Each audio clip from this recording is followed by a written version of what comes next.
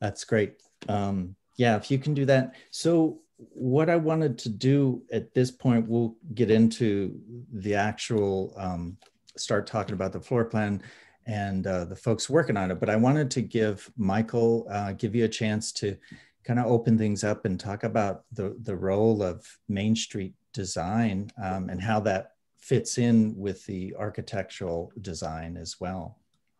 Sure. Thanks, Major. So I'm Michael Mercadante. I'm a principal at Main Street Design. I oversee the three-dimensional design aspects of our company, and Tabor oversees the interpretive development ends. Keisha works with Tabor on content development, and Ian works with me on three-dimensional design. We also have a few other people that aren't on the call today that are working on graphics and other aspects of the interpretive exhibit design. So we were involved in the project about 10 to 12 years ago. We did initial concepts with Cushing Terrell when the project was slightly different, when we were going to do an underpass as opposed to a surface connection between the historic building and the new expansion. And then after, as someone said earlier, some time waiting for the legislature to fund the project, we've become involved again and are really happy with our collaboration with Cushing Terrell and Major and everyone else that is involved on the client end to make this project a reality. Great. Thank you, Michael. When I sent the invite out to the tribal partners, I also included a second sheet, and that's some of what we'll be going over.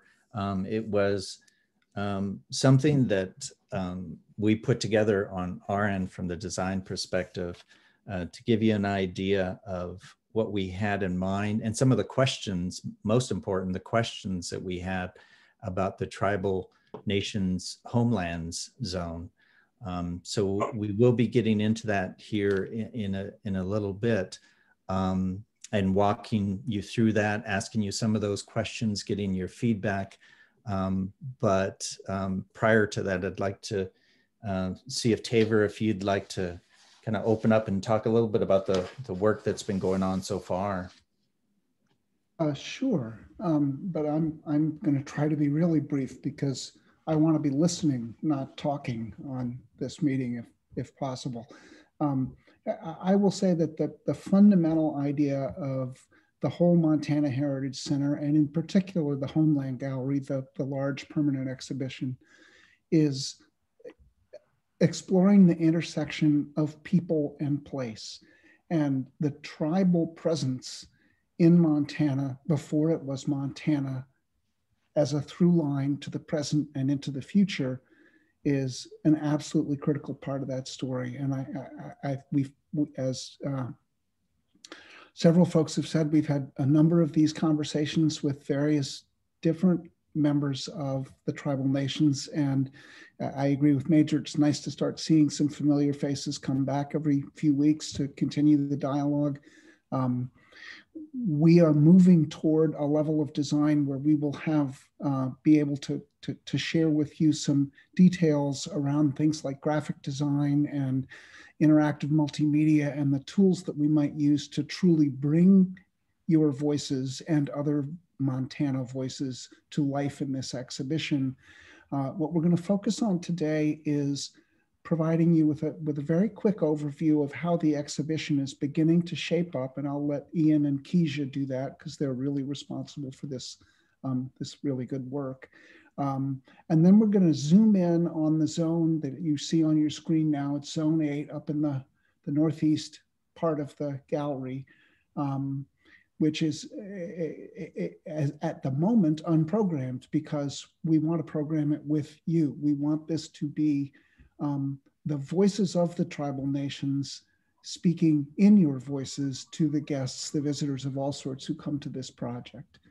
That's probably enough from out of me. And Ian and Keisha, could you, Major, is it okay if they take us through just a quick walk through the gallery? Could either or both of you just walk us through from Zone 1 to back to the bottom of the spine?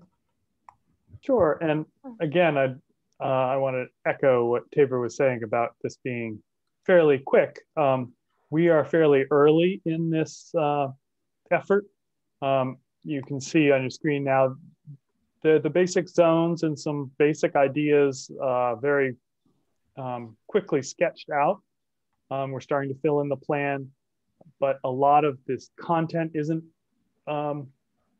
very well defined, and a lot of the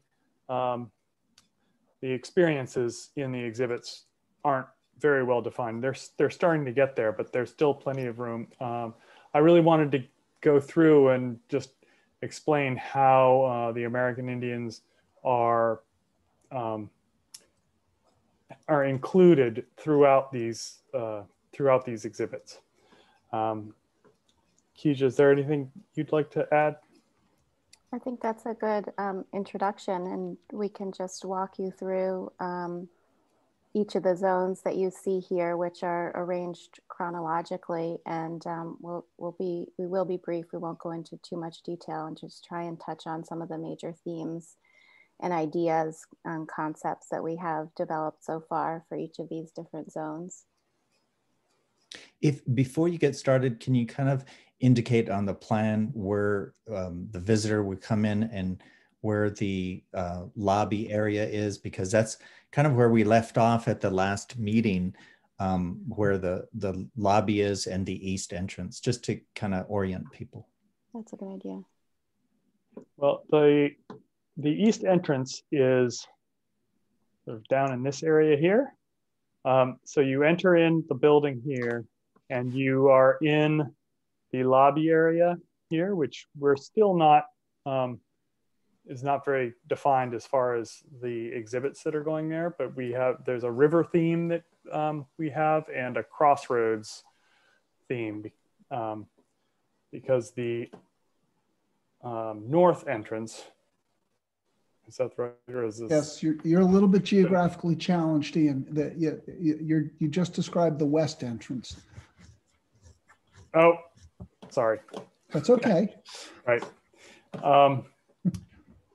That was why I got turned around. The east entrance is where the arbor is that I believe you discussed in your past meetings. Yes. And so that the arbor would be in sort of this area here. Yep. And then you would enter in through that east entrance. So the lobby, as I was saying, was in this area, and then the entrance to the exhibits would be right in here. And so this is the front desk where you would get your ticket, and you get oriented to the exhibits. And then the beginning of the exhibit experience would be the Zone 1 Making Montana. And the idea of this is we are now thinking we would have a round dance. That would be an intertribal round dance, and it would just be displays of various shoes. We feel like shoes are very emblematic of the wearers. And so we would have lots of different shoes from different tribes, moccasins and more modern shoes as well. And also from more European people who are important to Montana. We haven't fully fleshed that out exactly how that will work, but there will be in cases, and there will be some descriptions of the owners. The Historical Society has an astounding collection of shoes from across time periods, you know, back to the 1700s up until present day, representing so many different cultures and beautiful artwork on some of those shoes and representing the different traditions. And we felt that so many different themes were conveyed with shoes, this idea of travel, this idea of feet on the ground, being connected to the earth, this idea of work, but also play. And there's just so many themes that we're sort of teasing out throughout the entire experience, we felt were very well represented by this simple yet very utilitarian object that all of us can relate to. So we wanted to really showcase both the collection, the diversity of the collection, the diversity of stories that will be throughout the exhibit. So we felt that this would be a powerful example or powerful entrance into the experience. We're also going to feature a teepee liner and we'll interpret that with an interactive station so you can see some of the stories and how they're being told in the teepee liner. And the idea is to show some of the oral traditions and different ways of seeing of history. We're starting to get a little too into the weeds, perhaps. So we probably keep moving. Yeah, can I ask you too? Oh, or I think Darnell is. Smokey here. Oh, hi, Smokey. In each zone, are you going to go from the past to the present in each zone, or are you going from like zone 1 of contemporary and then going through the zones by time period? That's a great really question, good question. Smokey. Yeah, we didn't clarify that. Thank you for asking that question. Zone one is intended to be your initial experience with the entire gallery. So it's an orientation to all of the time periods and all of the themes and stories. So it's really your first experience walking into the gallery. After you leave zone 1, we will be moving chronologically through time. So zone 2 then takes us back to the Ice Age. And then zone 3 is focused mainly on the fur trade era, and then moving up into transformation, which is zone 4, which is mid-1800s, and then zone 5, which is later 1800s to early 1900s. So we are moving chronologically, but zone 1 is intended to be an orientation experience that introduces all of the ideas throughout the gallery. I think what would be great is once we get over the meeting tonight is to be able to have an updated as to how those zone periods are, because that's important, because when you're talking moccasins, you're talking a period of us using porcupine quills versus the beads. And there's a big difference in time element there in terms of what was utilized by that. There's also a difference between teepee liners and winter counts.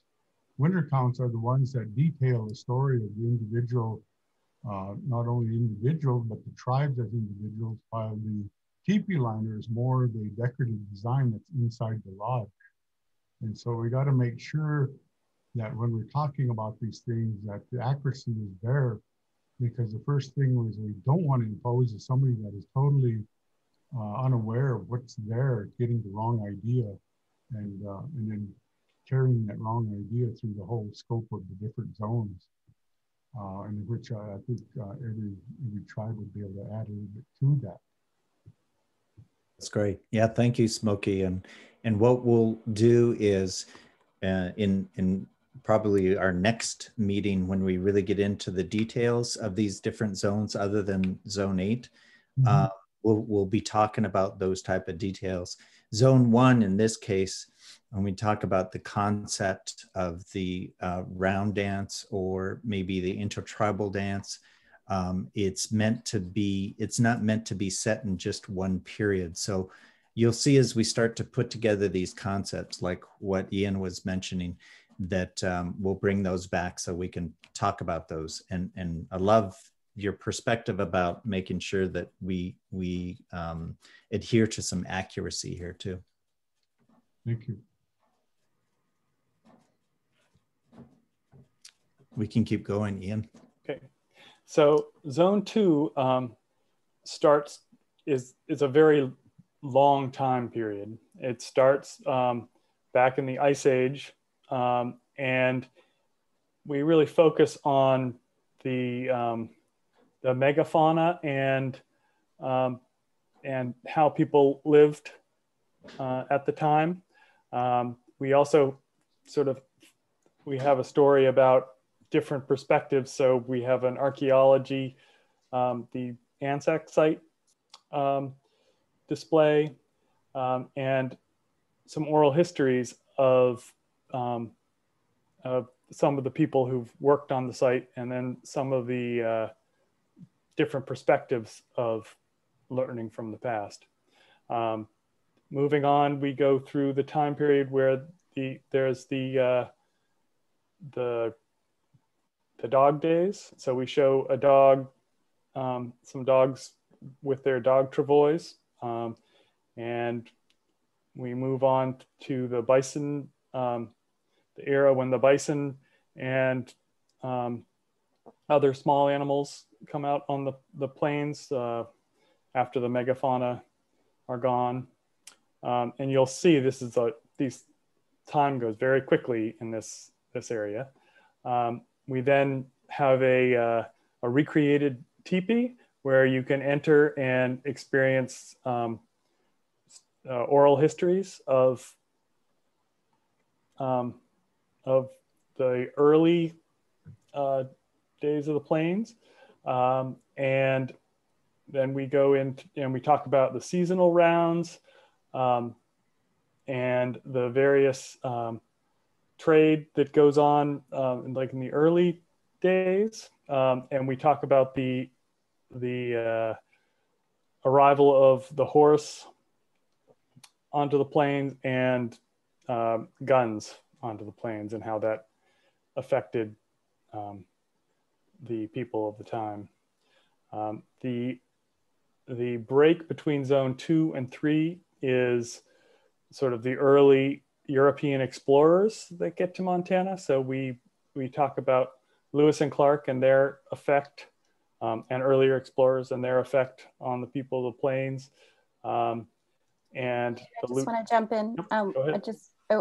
And in this zone, sort of in this transition between zone 2 and 3, we'd like to include some kind of map that shows tribal locations at that time period pre-European arrival. And this was subject of discussion with our team recently because as just learning a little bit about how overlapping and changing those boundaries were. And so we would like to do, possibly we'll explore different techniques, but there might be some kind of multimedia that really highlights the locations of the different tribes prior to European arrival. So there's a notion of homelands that gets introduced right from the front. And I think it's really important for us to separate the concept of homelands from the concept of reservations. Reservations were something imposed by Euro-Americans. Homelands preceded that. So you'll begin understanding, the guest will begin understanding how the people who were in Montana and people who came to Montana organized their own homelands before European imposed frameworks. Two things, Eon, before we get into zone 3 too much. In zone 2, when you're talking about the gun, you should also introduce the horse, because the horse and the gun were pretty close within maybe 10 or 15 years as to how the Plains people became so powerful with the horse and also the coming of the gun. The other part to zone 2 is we have an individual here on the reservation that his DNA dates back 17,000 years. And so that puts our homeland in this geographical area of Montana, Alberta, very, very specific in terms of a lot of scientists and historians are saying that the American Indian has only been on the continent for a few thousand years. The Blackfeet go back 17,000 years. And there are also stories that will complement not only us being in this eastern part of the east of the Rockies, but we were also migrant in terms of Alaska, of the coast, and also Mexico. And so those are some of the things that that I think the public needs to be aware of, is that we just didn't come a few years ago. We were here for quite a while. Yeah, thank you for sharing that. That's so important. I think one of the things we talked about on our call earlier this week was this idea of ways of knowing, and storytelling being a really key and important aspect of how we know what we do know today and how we continue to learn. And so what you just mentioned kind of speaks to that idea as a really critical piece of understanding our history. So I think we can weave that in, and that's a very clear and specific story that I think is amazing and fascinating. So I will definitely take note of it. Thank you. Thank you. And the other area that I touched on briefly, but I want to emphasize now is this: the trade area in Zone 2 is really about the trade that happened between tribes at the time, and how vast the trade network was, and how the European some of the European ideas, how they got out there, for instance, the guns and the horses, before the European explorers came out. As well as disease, which was pointed out to us. And disease as well, yes. So that will be integrated as an important piece of that story as well. That's only during the 1700s when the first contact between the explorers came into the plains. About 1840 is when the individual came across the Canadian plain and discovered those Indians. Mm. And discovered him. Anyway, I got a lot of stories. So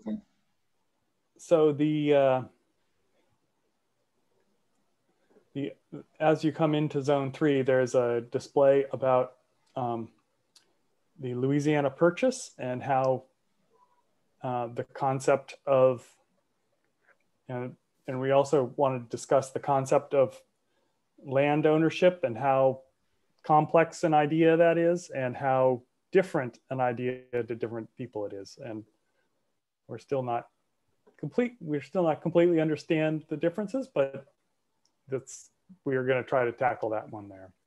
I think that's one that we'll be coming back to all of you to discuss when we get more into the details of what we actually are going to say and do with these specific exhibits, but this idea of understanding different understandings of ownership or different relationships with the land. We'd like to kind of tease that out a little bit for visitors. Well, this is Daniel. Could we back up for just a minute into Zone 2? You know, you talk about how important the horse and the firearm changed the landscape of Montana, but one of the little things that we overlook, and I think is one of the most important things that the Europeans brought to us, was a copper kettle. Because up to that time, when you were boiling water by putting hot rocks in, cooking was an all-day chore. You couldn't just make soup. You worked at it for hours and hours to do this.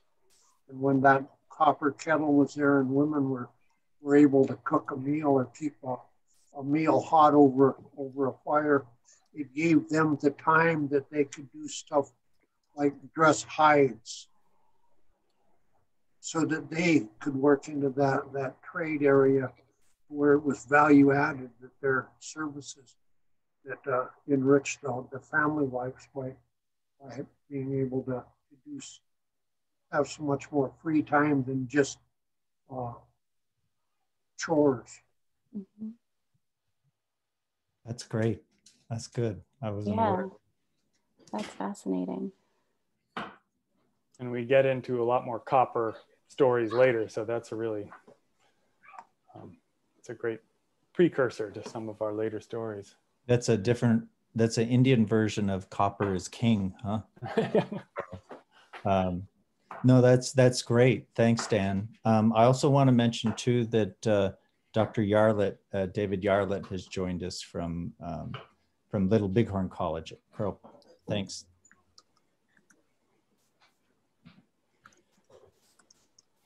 Okay.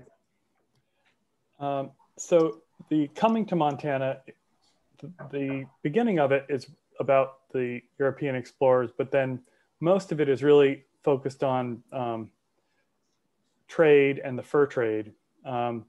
We talk about the beavers and the importance of the beaver to exploration and the traders, and the idea that this fashion in Europe and the Eastern United States has such a huge effect on the West and Montana. We also have a large,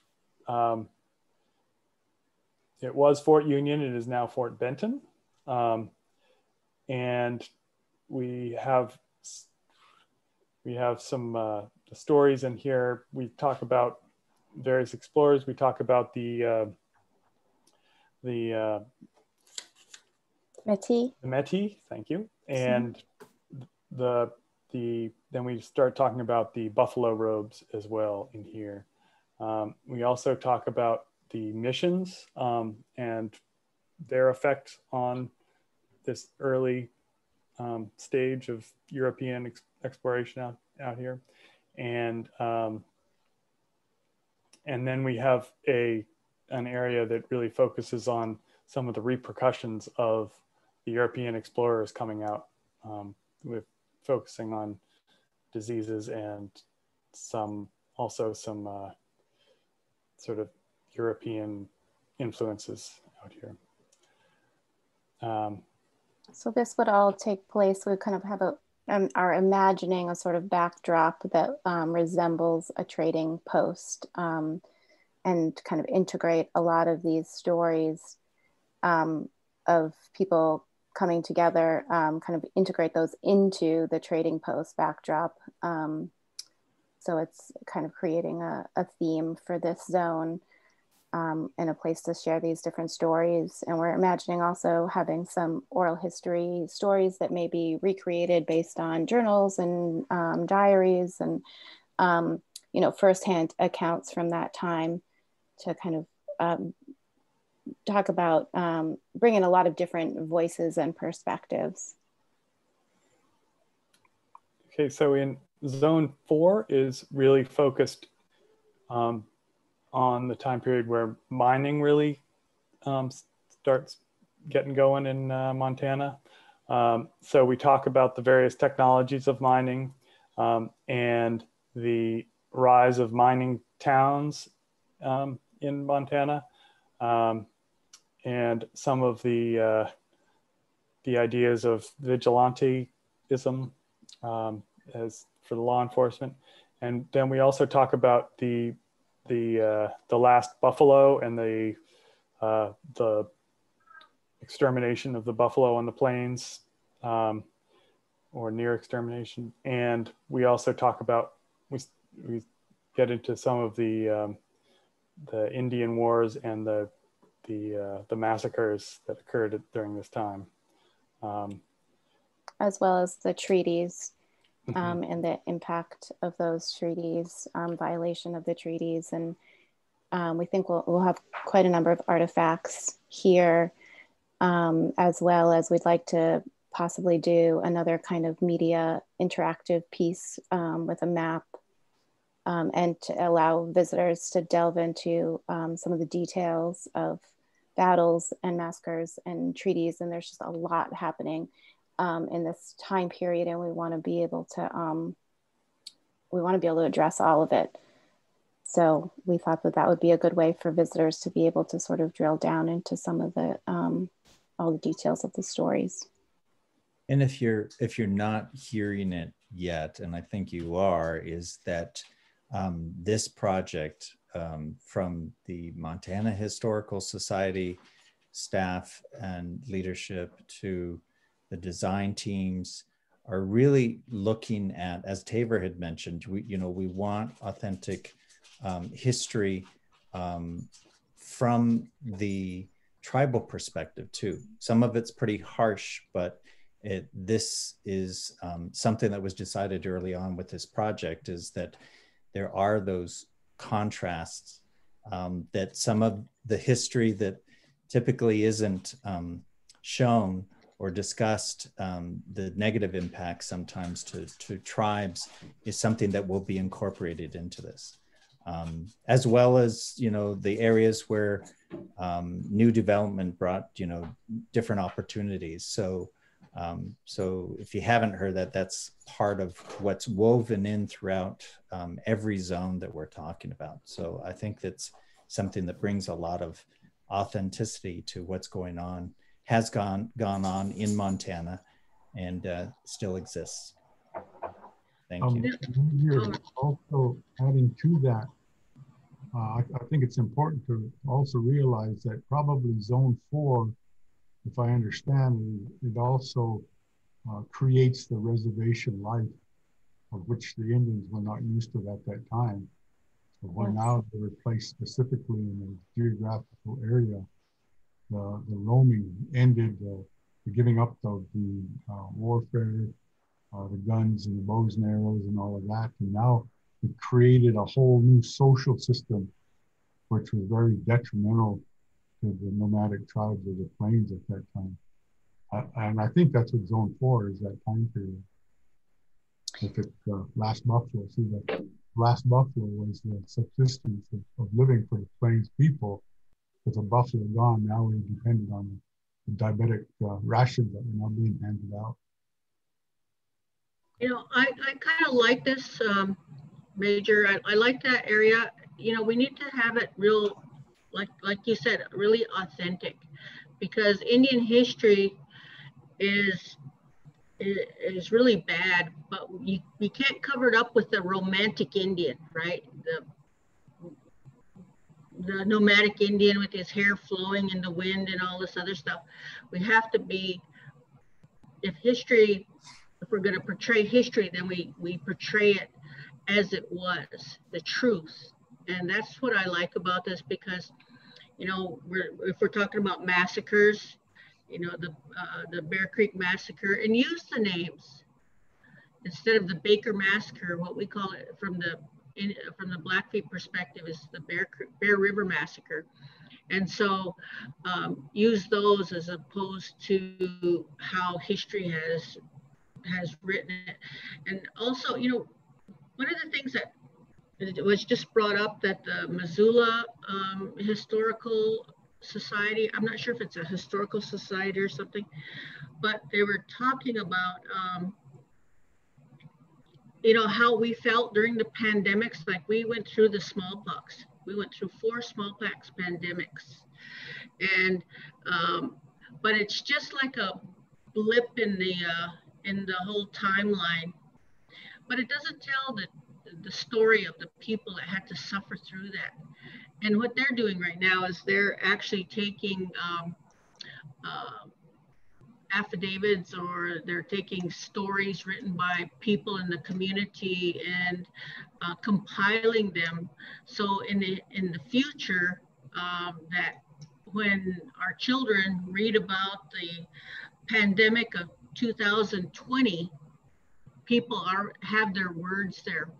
What scared them, what happened, how many people, you know, died, if there's somebody in your family. That's one thing that Indians have never done. They've never had it in their own words. And so we're just like, oh yes, there's, when Heavy Runners Band camp was, you know, massacred, they were suffering from smallpox. They were in a time of really deep illness, just things were happening, but their words weren't there. So somebody else got to write their history.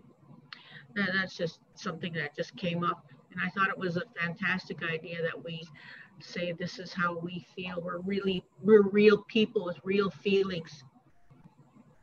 You know, to add to Susan's comment too, our starvation winter of 83 and 84, there was almost 700 Blackfeet starved to death because the government failed to order enough rations, and those rations didn't arrive at time, which was part of those treaties. And those individuals died because of starvation. They were scared to go off the reservation because they were able to either be hung or they were terminated if they left the reservation. And all the off-reservation cows were eating the grass, but the Blackfeet weren't allowed to eat the cows. So 700 of them starved to death. And that's some of the tragedies that have to be detailed, as well as what Susan mentioned about the massacre on the Marie River. And I'm sure the other tribes have some of those other stories too. Yeah, and that's what we want to do, is where we can tell those stories and tell them in the right way. You know, but you're right, Susan and Smokey, is that, you know, they're those type of stories that are across the whole state of Montana, tribes and with non-tribal members too. So this is really meant to represent those stories, those artifacts, especially those artifacts that can help tell that story, is what we're hoping to do. But it represents all those peoples. Okay. And there was, go ahead. I might inject, there was quite a few occasions with the first traders coming in where they brought disease with them. I think the first, one of the first expeditions that brought, and the steamer, I think it might have been the Far West, in 1832, brought smallpox to the Blackfeet and killed about a third of their nation. That one outbreak. But there were quite a few different outbreaks like that was brought upon our people. There's a history of that all the way through North America, you know. Within 100 years of Columbus coming to the Western Hemisphere, 90% of Native Americans vanished. 500 years before that, with the early European traders explorers come in through Greenland. There's a lot of scholars that believe that's what happened to the mound builders of the Midwest and the cave dwellers of the Southeast. You can look at the maps in South America, and they can show you where millions of people that lived out on the prairies that had vanished. Epidemics came in 500 years before Columbus. So great. Epidemic thing it brings to light this year more so than just a footnote in history. Good. 1781 was the first smallpox that was described in the Montana area. And like Dan says, it did affect a lot of the tribes in that area. We still talk about smallpox blankets. That's been a native term for an army blanket for hundreds of years. Mm-hmm. Good. Yeah. Yeah, those are things that we'll be continuing to weave into this as well. Yeah, I think we need to keep going. And are we in zone 5 now? Yes, Ian? we're in zone 5. And in zone 5, we're starting with the idea of the open plains, and we're going to address the open plains, and we're also going to address the myth of sort of the cowboy myth. And so we'll also sort of show sort of the open plains and the idea of that it was a fairly short period of time, and then how it would start closing off the plains with barbed wire. So I just wanted to point out on the opposite side of zone 4, but right into zone 5, we have put a large artifact case, and we imagine there being a number of stories there about reservations, also about assimilation, as well as preservation of culture, which is, we want to really balance out that story with the story of reservations, also with all of the remarkable artwork and craft work that came out during that time period as well, and this extraordinary effort to preserve cultural identity simultaneously with the destruction of the reservation. So we'd like to allocate a large amount of space for those stories there. I also think in Zone 5, when they introduced the farming concepts to the tribes, there was a lot of work that was put into developing the schools, which was trying to teach the farming concepts. Mm-hmm. We have a lot of pictures of the Indians that were attending those different trainings, but there's a lot of issues that we'll go over later in terms of not even knowing how to run the machinery that was bought by tribal monies but used by non-members. But it also, we should show that it failed quite severely. Okay. Okay, thank you for sharing. And then one story we have in this area is the boarding school story, and which would be integrated into a larger story about the different efforts towards assimilation. Right. And that's one piece of that story. We'd also have, and this was a conversation we had with the team earlier today, but a large section here dedicated to the story of Butte. And we'd also like to touch on tourism here as well. Right now we have a Minerva coach depicted with a horse. Again, we feel like this will be another opportunity for us to talk about the importance of the horse throughout Montana history. So we kind of want to repeat, that's another theme we'd like to repeat. So introduced in Zone 1, and then that story will come up a number of times. So again in Zone 5. One of the stories I think needs to be told is that a lot of the Civil War mentalities were happening between Zone 4 and Zone 5. Because if you remember, I think it was General Pratt who made the comment, is you save the Indian, or you save the man, but you kill the Indian. And boarding school was one of those concepts of assimilation that Curzon has talked about, of how Carlisle in Pennsylvania, they were robbing all of the young people, taking them to Pennsylvania for that assimilation process. And Pratt School was the one that right after the Civil War, he was the one that formed that school to do that assimilation, get rid of the Indian attitude. And that, of course, spun it back and was also very detrimental, because now you took the young people away from the old people, and you begin to see the losing of the language and see the beginning of losing the culture, because if they talked their language or if they practiced their culture at Carlisle, they were severely punished. So when they did eventually get back to Montana, they didn't want to get that involved, and they didn't want to get their old people punished for trying to influence them to come back to their Indianness. And somehow that has to be translated so people can understand that. And I think we can do that pretty good.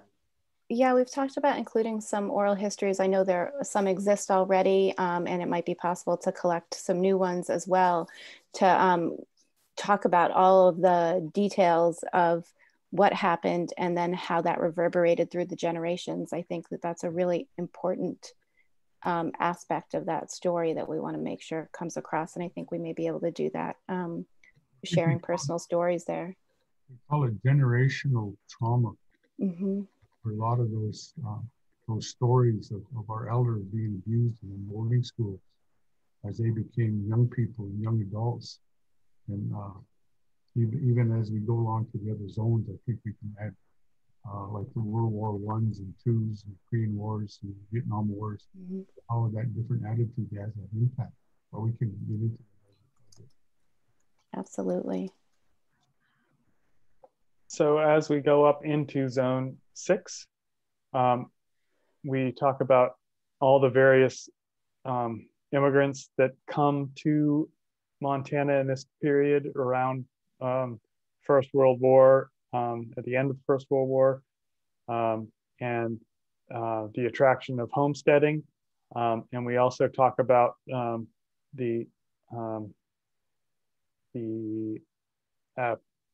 appropriation. Allotment, thank you. Of some of the lands on the reservations. Suddenly they're being given away to Europeans. we'll weave in the stories of Native American participation in World War I as well as World War II in this zone. You mentioned at that time we weren't even citizens yet. Yeah. I read that recently.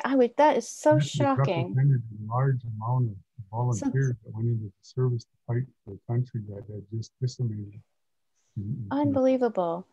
So the Citizenship Act was in the 30s. It was between the two world wars, I believe. It was 1924. 1924. Okay.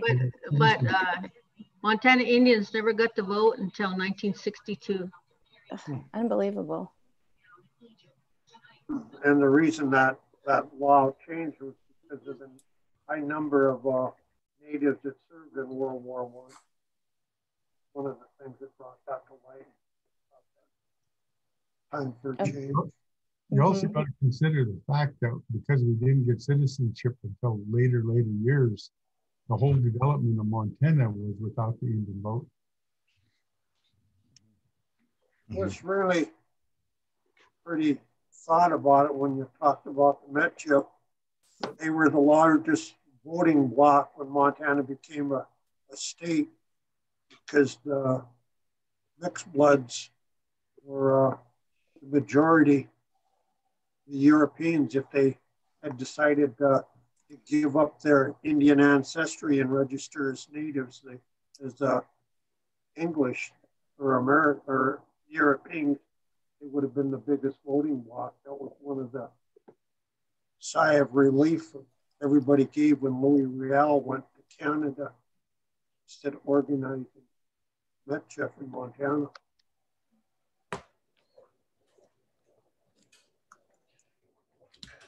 Yeah.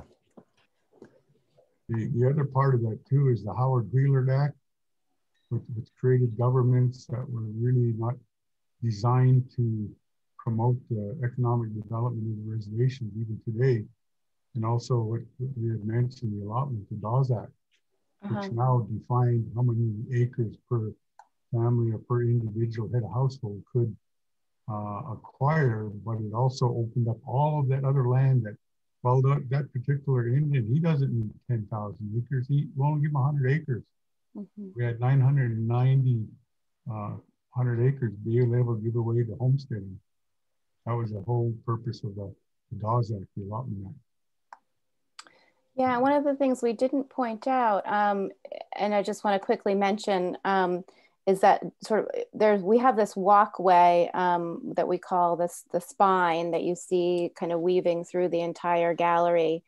And that will have a gentle slope to it. It'll be an opportunity for visitors to walk up that entire way, kind of looking out over into these other zones and periods. But along the edge of that, inside each of the chronological galleries, so inside zone 2 and 3 and 4, 5, and 6, we're going to include a timeline for context for visitors, and also to hold some of that content that is so important. And yet, as we talk, there are just so many stories. We have an extraordinary amount of space to work with. We also have an overabundance of really important stories. So one of our challenges is to weigh, which are the stories that we're going to delve into most deeply, and which are the ones that we know we need to mention that are really important information for visitors to have, but we may not have artifacts, say, to support them. So some of those historical events that are critical, both locally and nationally, and then if there's international stories we want to include for context, we can include those on this. It'll be a large graphical element that we're still developing, but it would kind of weave through all of these time periods to give context for visitors. I think one of the things that we need to be very cautious about is when you go into a museum, you don't want to have to read a lot. Yes. You want to visualize a lot.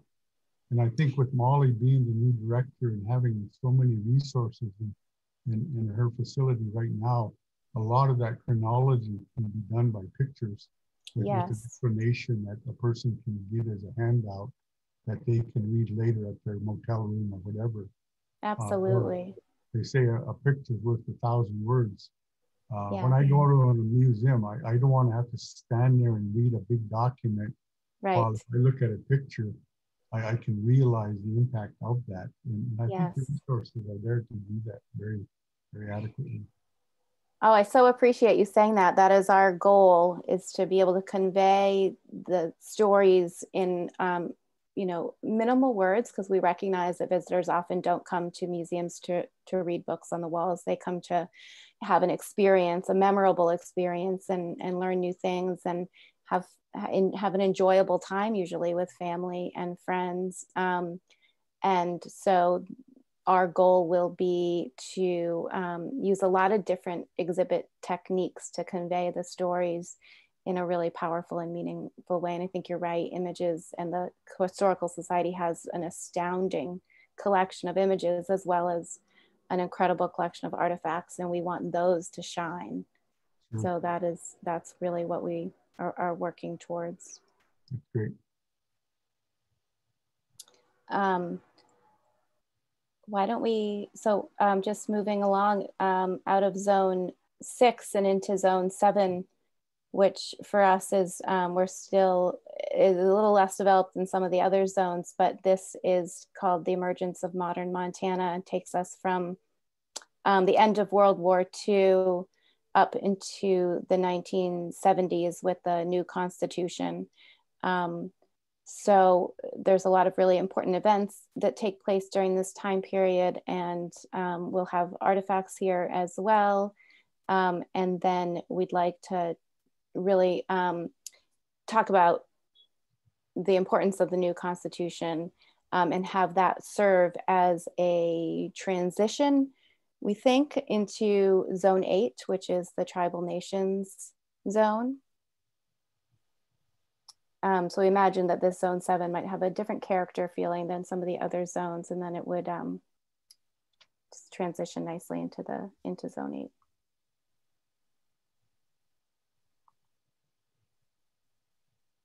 I'll briefly talk about zone 9 before we circle back to zone 8.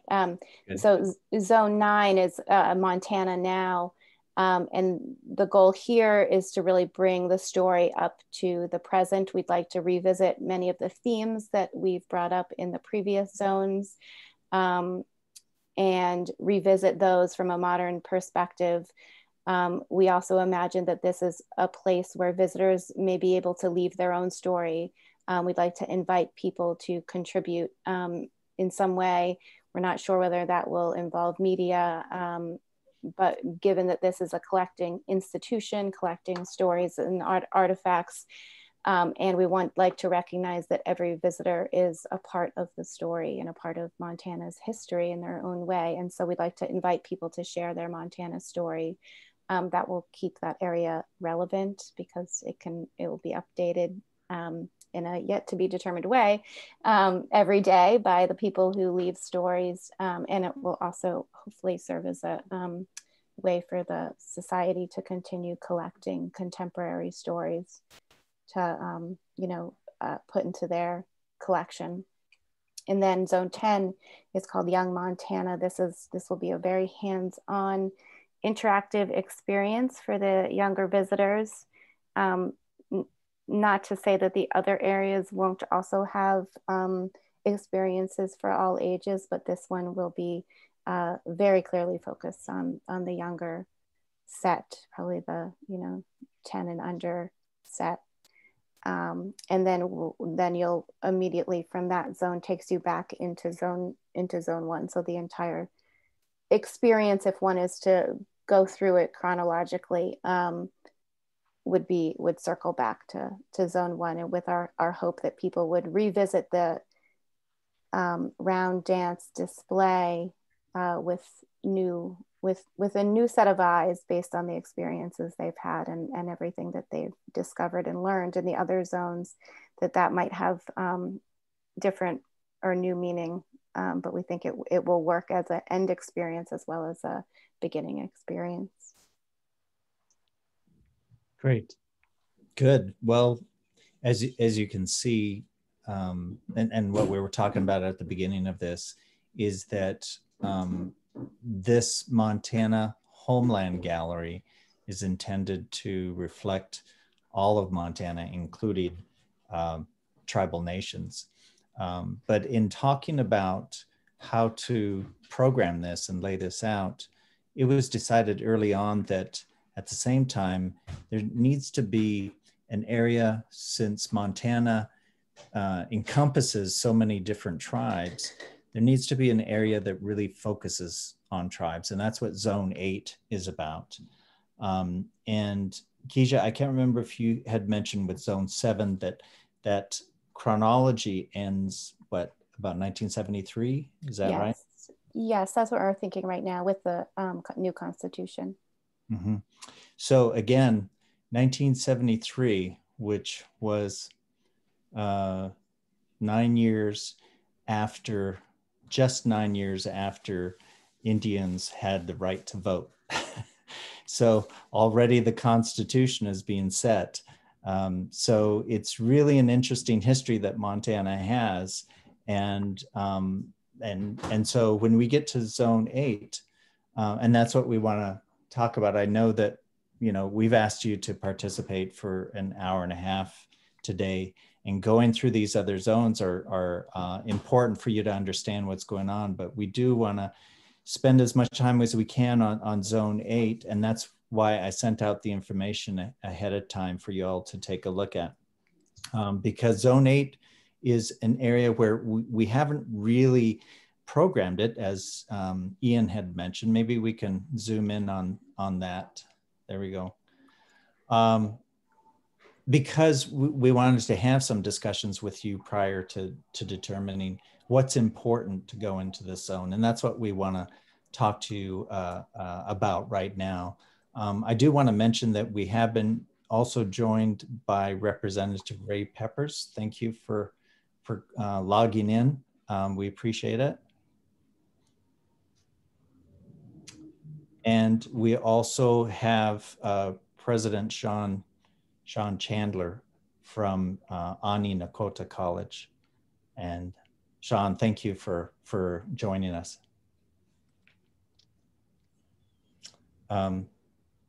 So in this area, and you know, just Ian and Keisha and Taver, Michael join in as well. But some of what we wanted to talk about here is we need in this area in Zone 8, we need to look at how we can represent, and when I say we, I mean with our tribal partners as well, how can we represent and tell what important stories are we trying to represent? What type of information do we want to pass on in this particular area? Because it's really meant to be an intertribal zone. So as it's laid out right now, you enter in close to the staircase on the level where Ian's showing you there.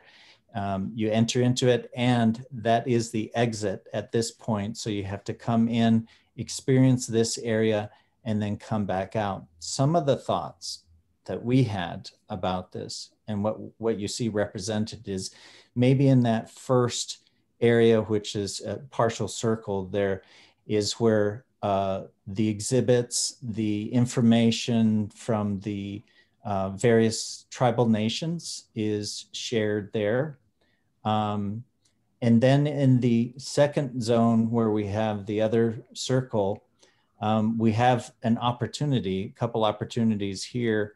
One is that if you look at the top of that area where, yeah, there's a window there. So we can actually incorporate an east-facing window as part of the storytelling in the exhibit in this space. The circle there, that's the smaller circle that's represented, could be an area where we have the visitors gather and there's some type of storytelling that goes on or something like that. These two areas, you can see we have quite a bit of room there to start to incorporate the exhibits in the way that we feel best tell our stories. So I wanted to kind of give you an idea of how the space lays out right now. At an early version of this, we had indicated a couple teepee structures that are there, but it doesn't necessarily have to be that way. And in fact, it could be more open if we want to create that type of space. Sometimes with the teepee structures, it may limit how high we can go into that space too. So we'll come up with certainly some ideas about it, but the content is what we wanted to open up to all of you and see what would you imagine that we would want to share to visitors. As we know here in Montana, when visitors come from different states and different countries here, they do want to learn about tribes. So what type of things do you think and what type of values might they carry that we want to share with our visitors? I'll just kind of open it up there and see if anybody had any thoughts about that. Major, what's the ceiling elevation there? Can you go to the next drawing, Ian, that you have? This kind of gives you an idea of the height. I think that wall, I thought I measured at one point, it was in some places up to 23 or 26 feet. Yeah. Yes. Okay. And what's the width and length of that? The length of it. Do you have an idea of the length, Ian? Let's see. See, Smokey likes his technical information because he worked on projects like this before. Well, I've got an architectural background also. Yeah. I got an associate degree in architectural. I taught drafting in high school for 10 years. So I got to have numbers. Sorry. I would, let's see. It's about 50 feet by 25 feet. At the deepest, it's 25 feet. But 25 would be from wall to path. Yes, this is about 50 feet. Okay. And then this is about 25 feet. That gives a good concept. That isn't very much to have 13 tribes trying to present some kind of exhibit there. The limited space. Probably more of the like Major had mentioned, more of an intertribal presentation. And I think the specific things that can be handled could be handled in gift shop, where there's references to, well, if you want to know more about XYZ tribe or nation, it's available at the bookshop, and you can go get the full data there. Like you mentioned, 18 or 20 foot teepee would take up a large part of that 50 by 20, 26, which could be used for something else. Yeah, so what we have considered is in the first portion as you come in is at least having some type of casework that some displays can be made in there. And one thing I do want to mention, and Molly can chime in on this, or Martha as well, from the Historic Society, is that there's certainly some artifacts that the Historical Society has that can be incorporated into this zone as well. And in addition to that, it could be something that the tribes have that they want to loan to the exhibit. So those are the type of things that we'd like to understand from your perspective. But an overall idea is, what is important? Are stories important? Do we want to share about language? There's been, as you've heard throughout the other zones, there's other opportunities for different tribes to tell their stories too. So it's not going to be like just this one place and this is it, but what type of items, what type of information do we want to pass along at this point? We'll actually have, well, we'll just have enough space in there, I think, in order to convey some of those thoughts and ideas and things that maybe didn't get expressed in the other zones as well.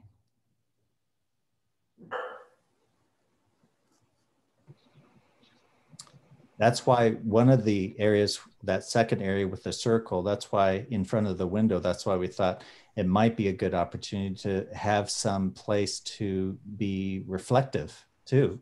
You know, you've just come through all of this information, and maybe it's something that we create where people can sit and there could be exhibits around them or something in order to kind of take in just everything that they've been through before they move on to the next spot too. So things like that, the use of it is what we're curious about from your perspective.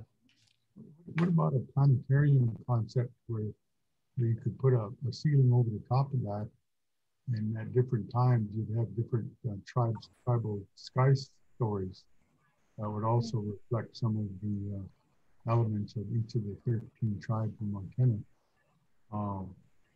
And we have developed a lot of it in terms of Blackfeet Skies, of how we had that relation with Sky people, and also the Big Dipper, Asia Minor, and North Star, and Pleiades, and all these other things.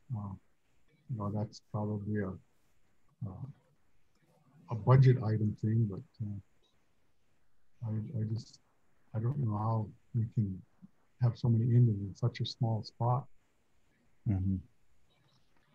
You know, I think it's really going to be difficult because we have 12 tribes, right, in Montana, well, and the Métis. And so that's 13 different cultures. Yeah, and I think we have 13 and the Métis, because well, Salish, Kootenai, and Pend Oreille, 3 there. Okay, if we include Pend Oreille as a separate tribe, but anyway, so we have 13 and then the Métis in that little area. Man, geez, logistically, or even just to show all of our cultures is going to be a real difficult task in that area. And it sounds like it's huge, but really, it really isn't. It's boy, it's a tough call. Yeah. Because us Blackfeet tend to take over. Yeah, see? So we have been thinking about that a little bit, because you're right. I mean, trying to cram 13, 14 different presentations into that one little space is going to be it's going to be hard, and it's going to be, if we tried to do that, it'd just be too busy. And so we've had some preliminary discussions. I don't know if you want to go into this, Major, a little bit about organizing it around some major themes. And some of the themes we were thinking about were land, language, culture, and then self-determination or self-governance. So 4 major themes: land, language, culture, self-determination. And we've only had initial discussions on this, but we thought it would be easier to organize a small space like that and cram a lot of information into a simpler format like those 4 major themes.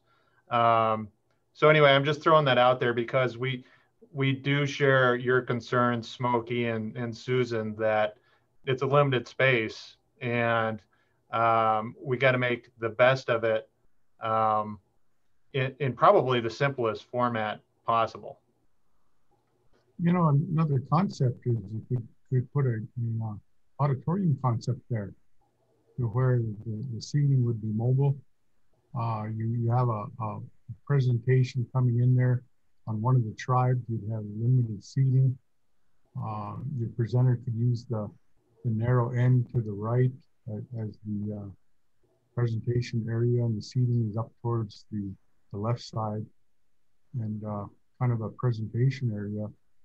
And that would be probably organized between the center itself and the Historical Society. Again, just the concept of having mobility with the seating so that if something does come in there, you're able to move the seating to the wall or whatever that might be. But if I come in and I'm going to do a tribal presentation on the lodge, I have an area to set up a small lodge with the presentation tables. And those people in the museum that want to sit there and watch and listen, there's a space there for that. So I don't see an area in the whole concept of where there's a presentation area or a lecture area that our group would be able to listen to. Again, it's just an idea. No, that's a good point. And I know that we're talking about the new wing, which is the Homeland Gallery, Montana Homeland Gallery. But there is other spaces in the existing building that will be utilized too. And I guess I want to ask the staff, or if any of the design team knows is there an auditorium space that's still going to exist for presentations like that? Yeah, this is Martha. And there's actually going to be more. There's going to be 2 classroom spaces now that are large, and also a big auditorium that can seat, a couple hundred people. Okay. Major, all I can think of in that space, and then to allow all the tribes to tell their story, is I don't know if you've ever been to Head Smashed In Interpretive Center, right? Yes. And in that one floor, and they have 3 floors because they utilize the buffalo jump. But in that one floor, they have you sit there and there's these rocks, huge rocks that you sit on, or else. But as you pass this sensor, if you pass the sensor, and then this camera or this story comes on like a projector that comes down and it tells the story. And people, I love to sit there because it tells a story of, the different seasons and how fire, and then you can go in there and you can sit there and they have pictograph fire, they have pictograph water, how we utilize that. But in this case, what I see is, or what I would suggest is just have that system. And if you want to sit there, you can see this real short film, and it's basically, like 3 minutes or something. And each one of them, and you can just see, and they can tell the story. Each tribe can tell its own story. And we're sitting there, we're looking at these tribes, and we're looking at this brief history of each one in a pictograph form, or however we wanted it.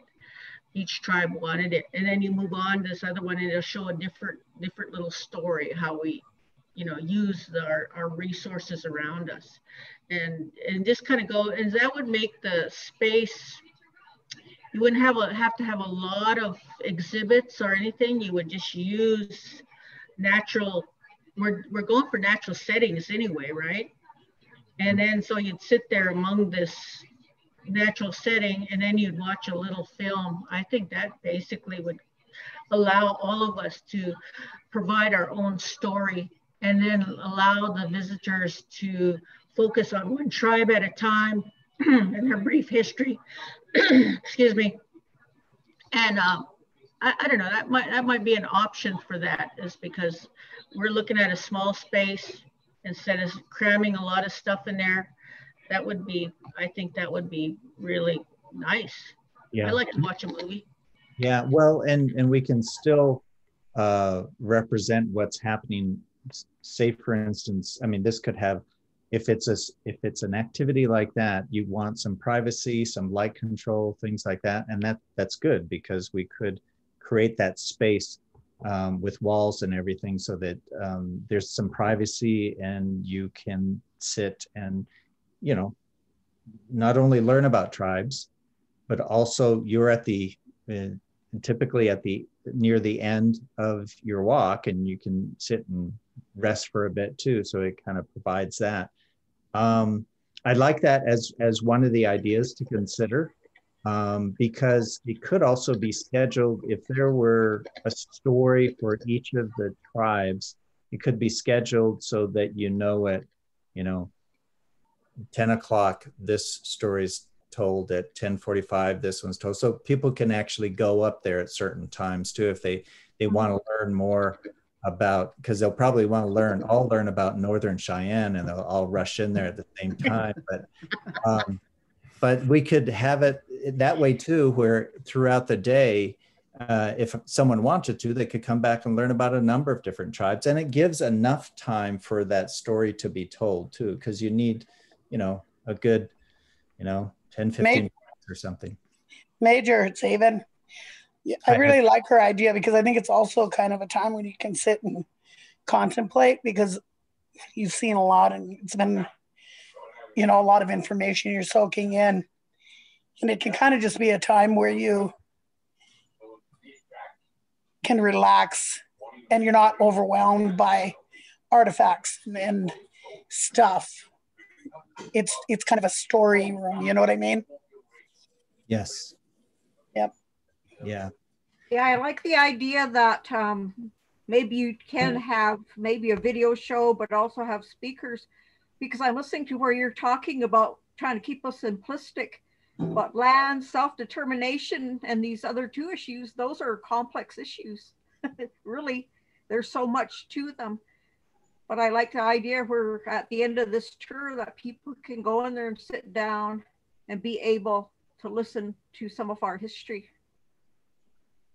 So yeah, that's pretty exciting. Good. Yeah. And the good thing about it, and the whole intent of this space, is that it's from the tribal perspective. It's we're telling our story. It's not non-natives telling our story. So we get to determine what's important that's shared or not shared. That's perfect. I mean, that to me is perfect. Yeah, any day I would like to sit down and watch a little movie and learn about, the other tribes and learn about their history. And as a tribal member, as Blackfeet, I want to know my neighbors that we've had for centuries. And so that would be, and then plus, like you said, tell our own story in the way we want to tell it, not someone else. We'd probably have to have help in putting it together, professional help. But the point is we're telling our own story with our own script. Mm-hmm. Mm-hmm. This is Daniel. I was thinking, in this area, it'd be kind of nice also to show the unity of the tribes in Montana and how much we are alike, how we have shared values and stuff like that, and shared ancestors. I had an uncle that was on the tribal council of the Blackfoot Nation, I'm real proud of. So being Little Shell, we have relatives in probably all of the tribes in the state. Mm-hmm. But beyond that, we all have shared wishes, like we want to save our culture for our children. It's probably one of the most valued things that all of us think of in our history, where we show unity among ourselves, so that it isn't just about this is us and this is what we are. The Little Shell, spent the last 150-some years just getting recognized. So it's a real hard thing to put that, because you never had a land base. It's one of them things you remember that Moccasin Flats wasn't just in Helen and Butte and Havre. It was all over, and even on the reservations there were poverty spots there where there was unity and stuff. That's part of our story, but it's part of all of our native stories is that struggle we've had to maintain ourselves as individual people and unique, and the love we have for one another. I think that's such an important idea, especially for visitors who are coming from out of state or from even out of the country. Understanding both the fundamental concept of sovereignty, which is not something that a lot of us understand coming from away, but at the same time, that notion of unity and shared values that Andy talked about a little bit a moment ago. I mean, if we could get that across powerfully, the unity and the diversity, the idea of sovereignty, I think that's a very important moment. Again, especially for our out-of-state guests who don't know the story of Montana. Yeah, and I think I'm glad you mentioned that, Dan, and Taver, you're right about that. I think it's also, even though it's a, you know, it would be nice to have the whole place for the tribal history and stories, but I think people get a taste of that as they come through all the zones. And here, I think what's really important, and that's our challenge to work on now, is how do you sit there and experience, say for instance, I like the idea of the stories told through media, so that the tribes can really focus on that. But the visitor should also get a sense of the multicultural state that exists with all of the tribes. Most visitors don't realize that we have so many unique tribes. Right. And yes, there are some similarities which are important to note, but they're so different in every other aspect with language and traditions and things like that. So, so I think it's good to have this space where where a visitor can actually experience that, look around and experience that. So the uses is exactly what we were hoping to get from you all about what you think would be a good use for the space. So we really appreciate your comments along those lines. You know, Major, one of the things I just thought about is maybe it's an area where we should put some children activities. You know, you're looking at all the zones, and a lot of those are concentrated on adult attitude. If we put some more hands-on type things, or comparisons to then and now type things, to where you have pictures of moccasins versus modern shoes, you have the old rawhide boiling pot versus the copper pot, and even some hands-on things that kids would be able to participate in, because there's nothing so far that children would be access other than walking beside their folks or their adults through the whole system. It would be, you know, space that would be well utilized, and it would be a multicultural theme where it wouldn't be specific, but it would be more general, because I think it was one of the, I think Dan mentioned it, the fact that there's a lot of shared culture nowadays. You know, there was a time period where you could go to a social dance and you could identify every tribe according to how their regalia was. But in today's shared attitude, it's very hard to depict that because of that shared mentality. And a lot of those shared themes could be put right in there to now where the kids can now participate in that. And again, give the parents a little R&R from dragging them up this boring zone of transformation. Even have Mickey Mouse in there or something. Okay. Yeah. Yeah. And we'll weigh those, you know, choices of where we want the interactive part and where we want those displays, where we want that media as well. But that's something we can consider for this. And we also still have the zone 10 for some of the children's interactives there too. So we can work it into there as well. And I just want to say, just based on where we are in this process, why we're trying to figure out, you know, what the stories are and how much space they require. a lot of the details of the exhibit, like techniques, are still up in the air, and our full intention is to have touchable items and hands-on opportunities. Visitors of all ages appreciate those and find them memorable. So, you know, we haven't articulated many of those yet, but that's not because we've forgotten them. We just we're not that detailed yet. And so all ideas like that are very welcome. Well, we really thank you for hanging in through all of this. I know we've gone over a little bit. I'll just ask one more time there. Is there any other thoughts that initially come to you? This won't be the only time, but we wanted to start, like Keisha had said, at this point, especially as we're defining what activities happen in that space, to get your input. But is there any other thoughts that inspirations that people have before we finish up the meeting today? Real quick, Major, are you gonna send out these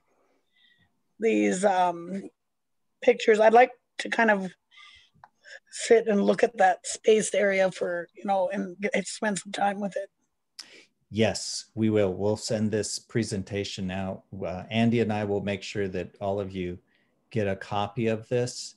And then typically what we do is we record these and then we have them on the website. So we'll send the link for if people want to listen in on the conversation too. Thank you. Also, Major, could you put the time periods for each zone that we talked about earlier as to how we go from zone 1, zone 2 as to potential year? Yeah, we can do that, Keisha and Ian, can't we? For the time period? Well, we have it in the narrative. Okay. Yeah, we can send the narrative. We have a long narrative description that's that identifies the different time periods and the topics we plan to address. Well, one thing I would like to mention before I forget it is that at some point we should look at the World Heritage recognition. I think Susan brought it up, the fact that Head Smashed In is recognized as that world historical, I don't remember the title, that this could very well become part of that whole concept to where people are destined to come to Montana to look at that. That's exactly what we want this to represent, that this will be a part of the must-stop places if you're coming to Montana. I'll get the name of that because it's, I think it's recognized out of Paris. Where the information is so unique. Okay, great. Thank you. Yeah, if you could pass that along to me, I'll share it with folks. But yeah, we will get this information out to you all along with that narrative, which I think will explain even more. And keep in mind, this is in progress and we really want your participation as we start to refine it. But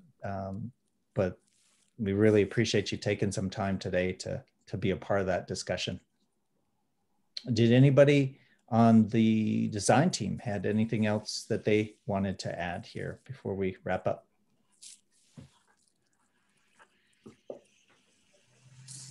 Well, I mean, we were going to end with a little bit of process moving forward. I think, Major, I can speak for all of us when I say that this is a beginning, and the conversations are going to continue. And as we begin to have clearer design ideas for the space and clearer content ideas, that the dialogue will inform how those evolve. So we're not done by a long shot. We're just starting. Yes, absolutely. And I think Susan had mentioned when's our next meeting. We'll take a look at the calendar. I think moving forward, what we've tried to do is at least do it at a certain week every month. And so we'll decide when we're going to have that in December. I think it'll be to kind of update folks. but we knew we wanted to have this one, which was focused on the exhibit spaces, separate from the architecture. So that's why we had this one. The last one we had was just 3 weeks ago or so, a couple weeks ago. So we'll send that out, make sure everybody gets it on their calendar. All right.